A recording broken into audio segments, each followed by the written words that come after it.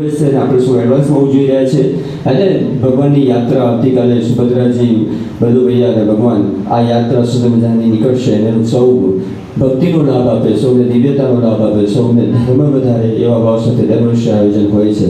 આપના પરિવારમાં પણ એવો પ્રયત્ન કરીએ કે બાળકોને ખાસ જ્ઞાન આપીએ કે આપણી આ પદ્ધતિ કેમ છે, કેમ ભગવાન ક્યાં જાય છે.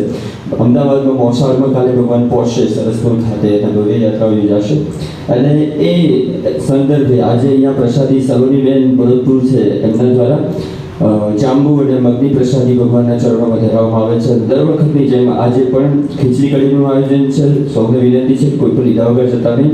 કૌશિકભાઈ કે એમના સૌ પરિવારજનો દ્વારા આજે પ્રસાદીનું આયોજન છે અને આજે સુંદરકાંડનો પાઠ રહેશે કાળિયલ ખાતે પ્રવીણભાઈના ત્યાં 8:30 વાગે. નેક્સ્ટ આરતી 7:30 વાગે રહેશે. 7:30 વાગે આપણે સોફરી આરતી માણીશું અને મંદિર 11:30 સુધી ખુલ્લું છે. શાંતિથી દર્શન કરશો અને ફરીથી એકવાર આપ સૌને વિનંતી છે કે તમારી ગાડી ખાસ પાર્કિંગમાં મૂકો. અહીંયા અવ્યવસ્થા